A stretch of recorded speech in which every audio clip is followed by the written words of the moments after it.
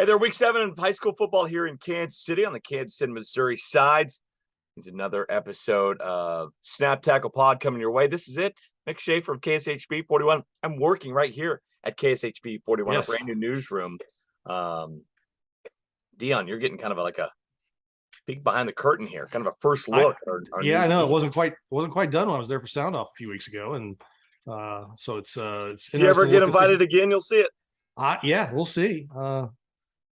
Well, you never know. It just depends on if I get that email or text on a Saturday.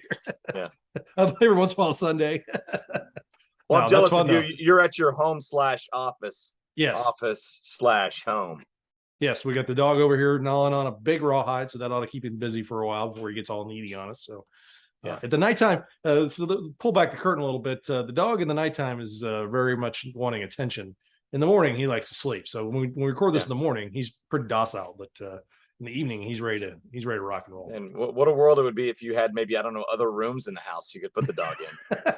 Well, this is the dog's room, so Okay, he's not even 2 years. He's not even a 2-year-old. It's like having a friggin' baby. I mean, he's not even a 2-year-old lab, and so it's you got to keep an eye on him and try and wear him out. We've stumbled across a nice little thing while we're making dinner. As long as the weather's nice, my son goes outside with him about half hour, 45 minutes. That usually wears out a lot of energy right there, and he's usually pretty good the rest of the evening. So 20-minute walk for my dog every single morning, half mile around, kind of around the block, and she's good after that. She's done for. She'll sleep 15 hours a day. So that's it. If only I could do that with my kids. That way. Yes. Yes. Let's get to it here. What a weekend of football. I mean, we'll start with the Chiefs and the NFL, right? But then also the college level with KU and K-State and Mizzou almost knocking off number 1. But then wild weekend on the Kansas and Missouri sides too, in high school football. And I mean, St. James and St. Pius. Are we seeing just like a repeat of St. James year from last year where they started 0-4 and then they just go on a run and start killing people? Because they started 0-3 this year. Then they beat Aquinas. Then they beat a really good St. Pius team this week. Well, I think they're settling into form. They're still playing with their backup quarterback, Boydston, and I did an interview with Coach Dreiling. He said he was tough, man. He goes, he'd get out of the pocket and make plays, and that's what Coach Ranke says about him. He goes, he's their starting safety, and when Sammy Wheeler comes back, he will probably go right back to safety, which will make that defense even better. He said, but he loves him just because he makes plays. And really, their defense is what's gotten better in the last few weeks. They've really done a good job of holding teams down. They did that to Aquinas. They did that to St. Pius. That you could really see the size difference between Pius and St. James. You could see Pius looked a little bit like a Class 2 team playing up in Class 3 or 4 against a St. James team that looks like they could probably run with some Class 5 teams, on both sides of the state line. So I think they're playing real well. Miege is undefeated. They've got Aquinas this week. So it's going to be interesting there in 4A. Not to mention teams like Eudora and Lewisburg and Baser Linwood, teams like that are playing pretty well as well. Yeah. Speaking of Catholic school battles across the state line, Rockhurst took on St. Thomas Aquinas last week, and they have an odd game that Aquinas got out to the early lead, and then Rockhurst rattles off 24 unanswered points and wins it, kind of going away 32-11. Yeah, and Coach Dreiling said, he goes, they had like 200. They just couldn't get the ball in the end zone. They had 250 yards, to like 100, and that 80 of that was on the flea flicker touchdown, the first play from scrimmage that Rockhurst had. So he said he felt like they just weren't finishing really well. But Rockhurst, you're seeing now, Rockhurst is kind of getting healthy. They got some guys back. I doubt they will lose again. They've got Blue Springs this week, and then they got Salu, and they close with Harmon. So I think they're probably got a pretty good shot at being 5-4. Aquinas is, when Aquinas came out and beat St. James or beat Blue Valley Northwest and Blue Valley West first couple weeks of the season, I think you and I both were like, oh, okay, well, they're maybe not that we thought they were going to be bad. Not that we thought they were going to be bad, just that they maybe weren't not at the level they've been in the past. And then they come out and play really well the first 3 weeks. Then the last 2 weeks, they've kind of been down. So, that's an Aquinas team that could be 3-3 after this week with Miege. And I still think they're very dangerous. I mean, that's Randy Dreiling does such a fantastic job, and they have an identity. They know who they are. They're just got to try and get some things figured out and finish a little bit more on their drives, and I think they'll be okay. But they've had a tough run. It's going to continue too, right? Yeah. The EKL, and you look kind of the round robin of those 4A Catholic schools over in Kansas, Miege and St. James and Aquinas. If Miege does get the win this week, they would, kind of be 2-0 in that early round robin. Of course, the big games that count are coming up in the playoffs, and you'd have a St. James team that'd be 1-1 and an Aquinas team that'd be 0-2. But I mean, it's kind of like EKL's kind of be really, really parity, right? There's a lot of parity in it this year, to where like I wouldn't be surprised if Aquinas jumps up and beats Miege this week. Well, and I think for those three teams, the biggest thing is you want to find yourself not on the same side. You want the other two on the other side of the bracket. It doesn't really matter where you are. You just want the other two on the other side of the bracket. Absolutely. If you're like a 2 seed, you want the others to be like a 4 and 5, right? Yeah, 1 and 4. They're playing each other, and you wouldn't play the winner until like the state semifinals. Yeah, that's exactly how they'll want that to be. And then, like I said, there's a Chanute team that's undefeated. They're going to have something to say about it. Then, of course, Eudora, Lewisburg, Baser, those teams are all. I don't know if they've got the horses to do it, but they're pretty. They've got some talent. Eudora and Lewisburg have got some talent. And then you come up on some like a Tonganoxie and a Baser. Those teams that are just really well coached, even though they aren't as quite as talented as they've been in the past. Yeah. All right. Just on the Missouri side, is Park Hill and Park Hill South for the first time in how long? I didn't know that they played the playoffs last year, but regular season I think it had been like regular 5 years. season game. Yeah. It had been years, right? Yeah, like 2017 I think was the last time. Wow. When Park Hill moved up to the Gold, they didn't automatically keep that game on the schedule. They just did their scheduling thing, and but now they're back in the same conference, so they're there. But I mean, like last year, Park Hill South beat them in the playoffs. But no, Park Hill gets them this time. Kendrick Bell has another outstanding game, and Briggs Bartosh, the athlete of the week this week for and on the other side, Briggs Bartosh set the school record for yards in a game, combined yards. He threw for 300 plus and ran for 150. Proving he may be one of the best just pure athletes playing football in the Metro. And so he's a quarterback now too. Yeah, he played a little bit his sophomore year at quarterback, but then last year he was exclusively running back, right? Pretty much a running back. They've got another running back in I apologize, who's really good. I think Jones is his last name. And so they were kind of, last year the 2 years before, I think Briggs stepped in when somebody was hurt that 2 years ago. And then last year, I'm forgetting that kid's name. They had a pretty good quarterback last year. So, he was a tailback exclusively. And now he has the ability to do it. I mean, he can't suck at throwing the ball if he's throwing for 300 yards. You're probably doing some things. Yeah. I mean, you're not just throwing it up, I mean, they've got good receivers. Don't get me wrong. They've got a lot of good athletes at Park Hill South, but no, Coach Palmer, that when you look at Darian Jones, Darian Jones, yeah, I knew Jones. But if you look at that district, that is the Liberties, the Blue Springs, the Park Hills, Rockhurst, and Staley. Yeah. So right now you've got, Liberty North is out there by themselves, Blue Springs. Then you got like 4 teams that are 2 and 4, I think. You've got a couple 4 and 2 teams in Staley and Blue Springs South. Then Liberty's 3 and 3, and Rock is 2 and 4. And right now, Liberty, just because of the points, is ahead of Blue Springs South. You're going to have from 2 to 7, and maybe even 2 to 8, depending on how Blue Springs finishes. And they may pick off somebody else as well, that are all just kind of very similar teams. And they're, fighting to get into that spot, try to get that 2-3 spot if you can, to get on the other side of Liberty North. Blue Springs South has Liberty North this week. And so that's a district that is really, a lot of times you got 2 or 3 teams at the top, and then there's maybe one in the middle, and then there's a bunch of other teams that aren't very good. That one is 2 through 7 and almost 8, because, Blue Springs has got a couple wins in there as well. That is really pretty even all the way around. Yeah. All right. So a game on the Kansas side I want to talk about, Olathe North 13, Gardner Edgerton 2. What the heck happened in that game? Because it was 2-0. 2-0 late in the third quarter, Dion.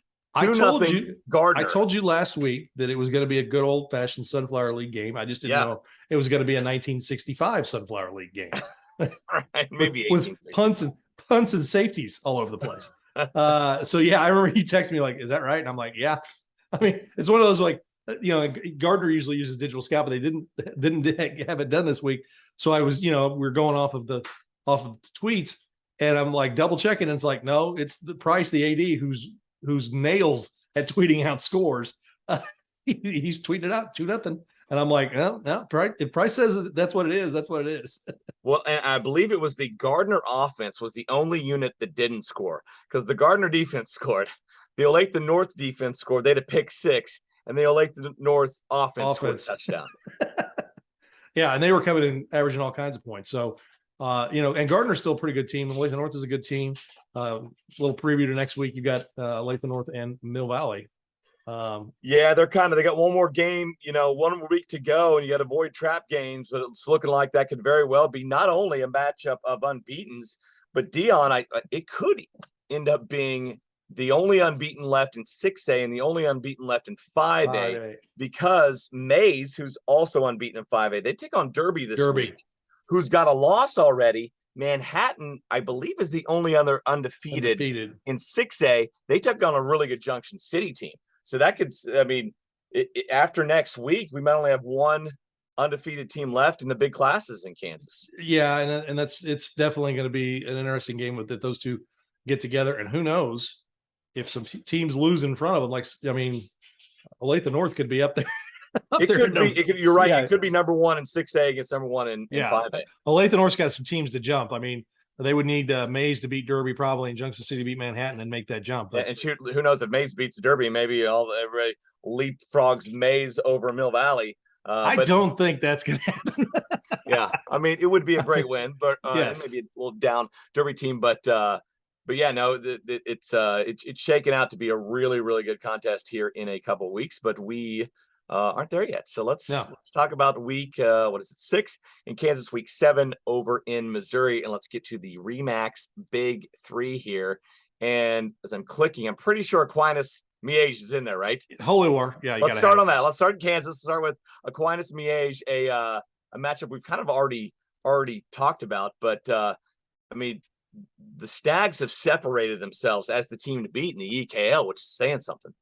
Yeah, they have. And Mac Armstrong's completing 80% of his passes, and it's not like he's throwing it 12 times a game. They're throwing it 25, 30 times a game, and he's at 80%. He spreads it around, just hyper accurate. What a year he's had. He's had a fantastic year. And I know that Coach Holmes is just really thinks highly of him. And I think a lot of people do.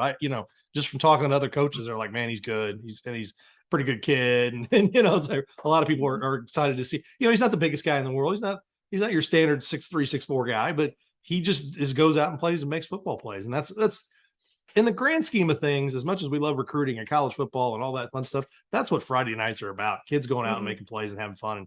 And that team is really playing well. That being said, it's Aquinas. And if Aquinas gets out there and, like against Rockhurst last week, if they punch in a couple of those touchdowns and get that lead, now you're playing from behind with Aquinas. And even though Miege can score quickly, it's tough because if they get going, they don't give you the ball. Even if they don't score, sometimes you just don't have your hands on the ball. So, that's the recipe that they're going to look to do, just like they did against Blue Valley West and Blue Valley Northwest. St. James and Rockhurst both got ahead of them and kept them out of what they wanted to do. So, yeah, it's going to be a good one. Yeah. All right, let's take a look at another kind of a sneaky great game this week, Dion. Two teams, they're just kind of humming along, especially DeSoto. 4-1 on the season. Their only loss is to 6A Washburn Rural. And they're taking on Piper, who's 3-2, has a 1-point loss to a really good Baser Linwood team. And their other losses to Washburn Rural. Is Rural playing just an all 4A schedule here? What's going on there? Well, I kind of fell in love with that answer. Let's talk about this matchup. I think it's a good one. And they're it's funny because they played each other, I think, occasionally in the playoffs when they were both in 4A, but DeSoto's been in 5A now for a while. It's been a long time, but they passed each other. DeSoto's 5A. I misspoke there. But Piper's 4. But they're both in the Kansas Conference. Yes, yeah. but they did this when the United Kansas Conference opened up. Piper went over to the Frontier, and DeSoto came from the Frontier over to the UKC, and now Piper kind of came back in with a lot of those old Cal Valley teams that are in the UKC. UKC adding Topeka Seaman and Topeka West, and they had Shawnee Heights in there as well. I didn't know what to think about that. It's actually I like that conference a lot. It's actually lengthened it a little bit. Topeka West is probably down on the bottom end of that, but Siemens a solid team, and Shawnee Heights is playing better this year. But Piper, Coach Black, I got a chance to interview him for the first time, and is a Piper guy. He graduated from there. He coached there in the 90s, and as he said, he thought he was going to get the head coaching job, but it didn't work out. So he has coached a few other places.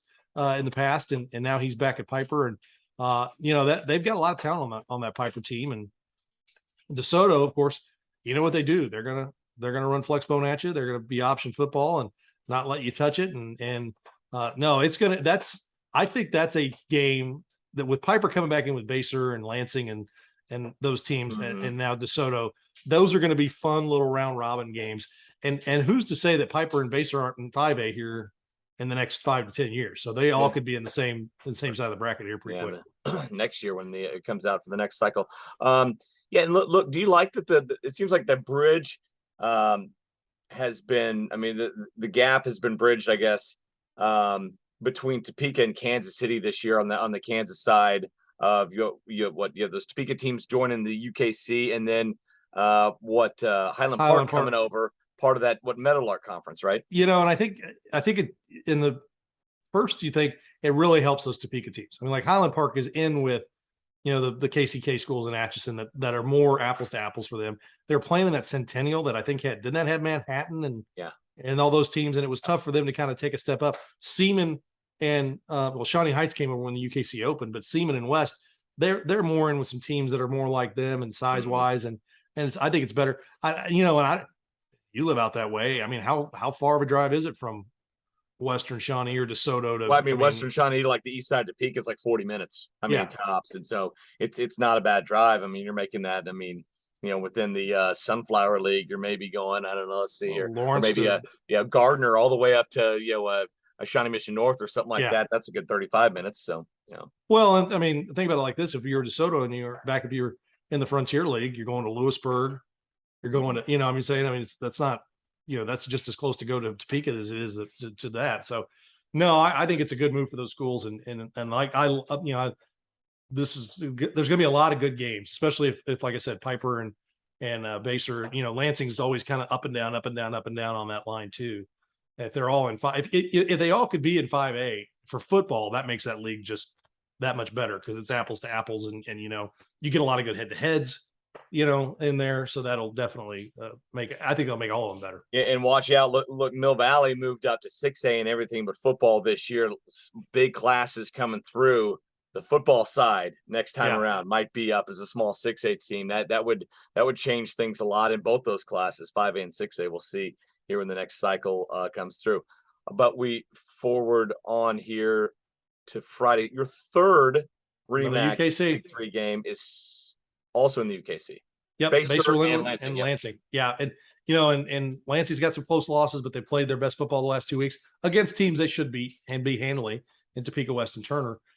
Baser had that loss, but they've bounced back. But they've got Lansing's got one over Topeka Seaman or Shawnee Heights in the first week, and so these teams are. It's funny because the coaches are friends. Coach Stahlbaumer at Baser Linwood, Coach Pollard, and he said he thinks Pollard said he's pretty sure that the Stahlbaumer's still mad at him when the Piper came and beat him in the playoffs a few years ago. They coach together in the Shrine game, so that's really good coaching staffs on both sides, and I think Lansing's really seeing an uptick in what they're doing, and they're throwing the ball all over the yard a little bit more this year. And Pollard goes, I think the fans like that. I mean, come out and see the ball in the air a little bit. So that's gonna be a fun game, and we know how well coached Baser Linwood is as well, and it's like that league to me when it formed, I didn't know, and now that it's kind of got its footing, it really has taken and made itself its own unique kind of that 4A 5A hybrid league, and it's really coming along with an identity, and it's fun to watch. All right, over on the Missouri side, your Remax Big 3 begins with Raytown and William Chrisman. Why do you like that matchup? Well, they're both 3-3. They're both similar type teams. It's a positioning game for both of them in the conference, and they're not in the same district, but it's that's a head-to-head game you want to kind of see, and they're both got a lot of really good talented players. So it is a good test for both teams in the right spot. Week 7, you don't necessarily want to see somebody that you're just way better than. Sometimes you want to be able to be tested those last few weeks as you go in the playoffs, and both these teams will get a good test this week. Yeah. North Kansas City is going to Oak Park. I mean, Oak Park 5-1. They fell last week for the first time.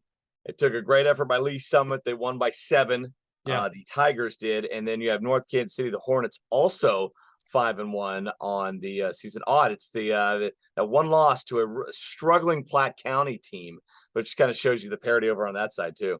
Well, and I think that personally, I mean, I know that North Kansas City is good, but I think that maybe I personally have overlooked them a little bit.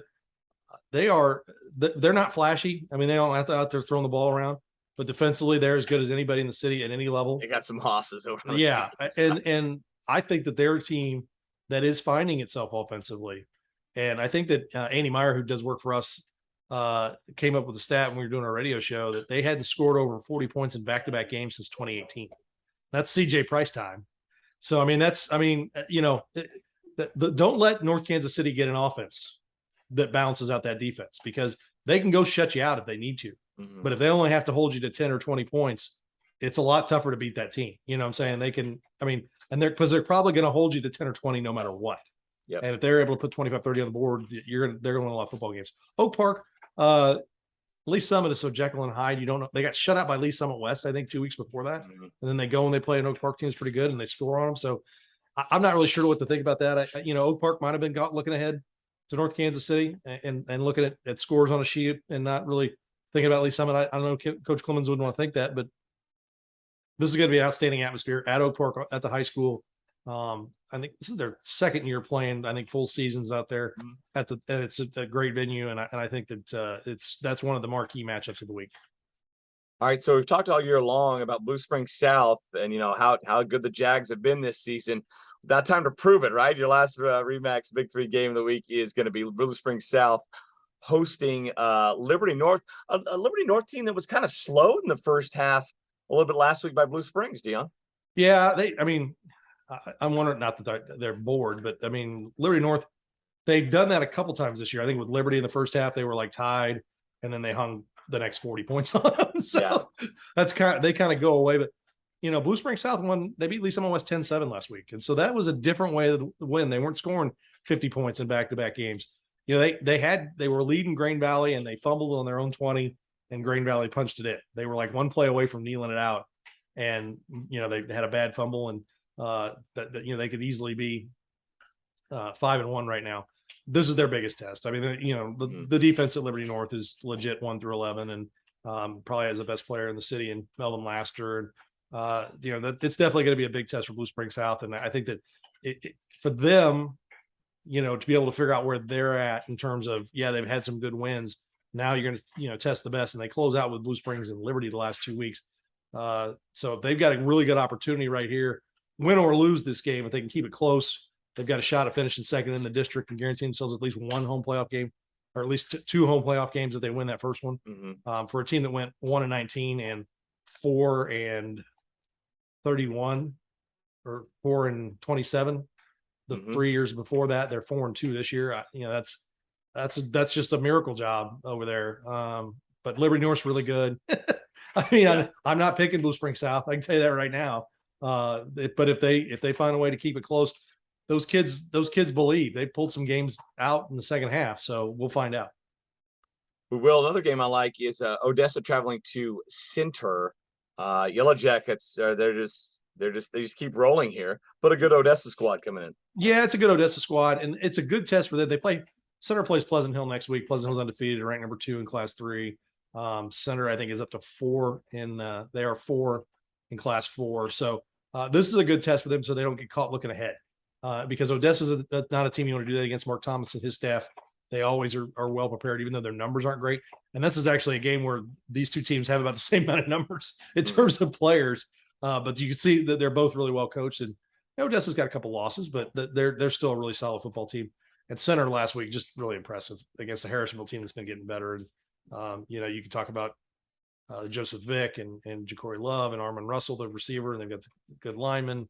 There's a lot of really good players on that team, and 1-22, they're pretty solid. And but they've got to be careful here. Don't get caught looking ahead. It's a home game. Go out. They got to go out and take care of their business. So against an Odessa team that's coming there to win a football game, not just to be a good competition. All right, an off the radar game here, Dion, that I just uncovered. We might find the champ of the Meadowlark League this week as Atchison hosts Topeka Highland Park, which has really been one of the biggest stories in Kansas high school football this year, from a 65-game losing streak to a 4-game winning streak and a 4-1 season so far, heading into an Atchison team that's still undefeated. Atchison really has been pretty dominant, and they've got some good wins, and even one like a win over Ottawa. Ottawa's a good win. Ottawa's a lot better than people think. They don't have a lot of wins. They play in the Frontier League. Yeah, absolutely. Yeah, they're a lot better this year. But Atchison's playing really well. And in a league that has Sumner that's playing well, Wyandott's improved. Washington's a little better. Schlegel's a little bit better. Topeka Highland Park is a good team, and they've got that running back who is a legit player. And I think you're right. I think this is the type kid. Yeah. Yeah. And I think this is the league championship right here. And if Highland Park comes in and wins the league title their first year, that says a lot about what they're able to do. But Jim Smith and Atchison have been around for a long time. And when they've got some good players, they usually win a lot of football games. That's a good football program. All right. What else do you want to talk about? That's about it. We had a first Simone meeting. That's coming up. We've got a lot of great stuff. That's right.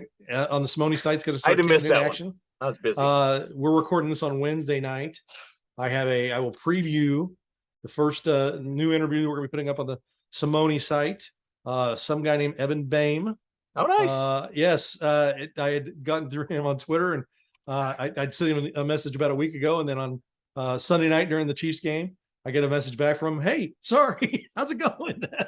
He's living in Nashville now with his wife. And is he with the Titans? Is he with anybody? No, I think he's done. I don't think he's playing football anymore, but I will have all those answers at 2:00 tomorrow afternoon, but looking forward to talking with him. And just a great guy, a former Simone, the only offensive lineman ever to win the Simone. Two-time Buck Buchanan winner. Just all around good dude. Could probably come and do what we're doing, talking about football, probably even better. Because I know when he would come for Mizzou Day at the Royals, they'd always bring him in the booth, and I was like, you need to be in a broadcast career, man, because he is good on the mic and just a good guy. And a lot of us are biased towards a kid like Evan because we've known him since he was a little kid with his dad. But no, a good guy. All around athlete too. One of the best shot putters in the state. One of the best wrestlers in the state in high school. Yeah. So one of the great guys, and of course he's a good Mizzou Tiger. Started all 4 years there. Took every snap all 4 years, and just a really good family, good dude. Looking forward to chatting with him. It's going to be a lot of fun. And we're asking. How long have you been in town covering high school sports? I've been doing it since 91, 92. So. Oh, that's longer than I thought. I was late. I wasn't even 21 when I first started working part-time at the Examiner. So I've been here since 01, and it paid off. I was in Tampa for the Chiefs Bucks game on Sunday night. First play of the game, not even line of scrimmage, under center play. The kickoff. Yeah, I missed it. Fumble Rashad White, recovered by Elijah Lee. And I'm like, oh, wait. That's center, and that's Blue Springs. That's a KC on KC crime right there. In a Kansas City game. No, and it's I felt bad for Rashad having that fumble. Don't get me wrong. He bounced back, got a touchdown though in the game. Yes, he's on my fantasy team. He was on my bench. I should have started him. I've got some injuries. I had the Denver tailback who blew out his knee, so I've got some guys to move up there. But great story for both those guys. And Rashad's been kind of an under the radar guy, right? Because he went JUCO and he kind of ended up at Arizona State, and he really just blossomed there.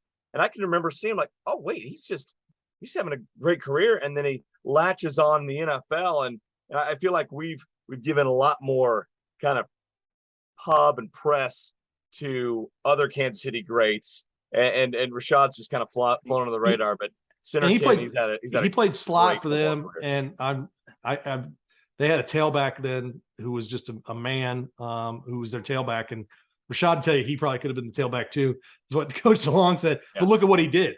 I think he went to like Nebraska Omaha or like Nebraska Kearney first, and then went to JUCO, then ended up at Arizona State. And then I kind of stumbled across him like first or second game last year at Arizona State, and they became kind of my Saturday night, late night team, and watched him a lot last year. And it's great to see. And he's the third round pick. Yeah, they're using him a lot. I mean, in an NFL where nobody's getting the ball 25, 30 times a game anymore, being that third down guy for a team like the Bucks, who look like they're going to throw the crap out of the ball if they have to, which they did last week, is a spot where he's going to be in. Like you said, he got a touchdown late, and good for him. And Elijah Lee making plays. Talk about some teams that had some players. That 12 and 13 Blue Springs team had 3 NFL guys on there with the Davis boys and Elijah, and you know, there was right about that time was Malik Collins at center, right? Malik Collins was 2012. He was, in fact, he won the Bell Award that year. We did one of their games out in Oak Grove that year. Yeah, you and I. When Aiden was standing, I brought my son there. Yeah, didn't know he'd be wearing a couple state championship rings when it was all said and done. Yeah, he came to a couple of games of the week with me, and then was on. Oh my gosh, he was probably on 4 or 5 games of the week on Spectrum in his career. So. Yeah, you know, it's, you talk about Malik, and you know, he's with the Texans and doing real well there, and Coach Long talks to him a decent amount, and that's that, you know, you see, and then, you know, they've got those 2 guys in Vic and Love, and you know, Joseph Vick could be guys here soon. Yeah, they could be too, and we've got a lot of guys that are playing in the league, and I think it's his life. You know, we're not talking about a guy named Braden Smith, who's a starting tackle for the Colts, who finished second in the, was it second? Did he finish second all 3 years? He was a finalist all 3 years for the Buchanan. He did not win because he was never won. Oh my God. No, because he lost to Evan Bain and then Elijah Lee. Because Bain won 2 in a row, and then Elijah won 2 in a row. Yeah. So yeah, it's we've put out more linemen, and you're seeing it now with Edric Hill and PJ Adebayo up at North Kansas City, and Caden Green and those guys. Anthony Umba from Lee Summit North, when they went to like a 6 offensive lineman package against Georgia last week, he was in as a true freshman playing. Felix Anudike Uzoma from K-State gets some award like every week now. Yeah, he went to Lee Summit. Yeah, so there's a lot of guys out there. You know, we're not even talking about the quarterbacks. I mean, Graham, unfortunately, Wisconsin's not having a good year. I don't know how much that's Graham's fault. I don't know how much that offensive line they've gotten for him. But how about last week? You had Ronnie Bell scoring a touchdown against Arlen Bruce in Iowa. Of course, that's Kendrick Bell's older brother. Yeah, you had two Simone Award winners in the same game. Yeah. So I mean, if you're paying attention, there's a lot of really good football players. I think that in the last 10 years, that the teams, I think that the success of the D2s got the FCS guys down here, and then you know, the Darius Shepherds who like went to North Dakota State, those guys, and now the Power Fives are going, you know, back, making sure they're looking and taking care of Kansas City. So that's good to see. Yeah. By the way, the path for Rashad White, he went to Nebraska Kearney, and then someplace called Mount San Antonio College. Guess what? Guess where that's at? California. It is. It's in California. I would have thought. I knew it was a California JUCO. I told you he's my guy, so I watched JUCO, and then Arizona State. Yeah, I watched a ton. So I mean, you know, he was getting 100, 110, 120 yards a game at Arizona State last year. So I mean, they were talking about him all the time. He was kind of their guy. So yeah. Unfortunately, Herm got fired. I love Herm, but no, that was. I still haven't found a West Coast team this year. I tried to find one. Well, because it's on one and let me know which teams to bet on, since I'm over in Kansas. Okay. Well, yeah, you can bet. I can't.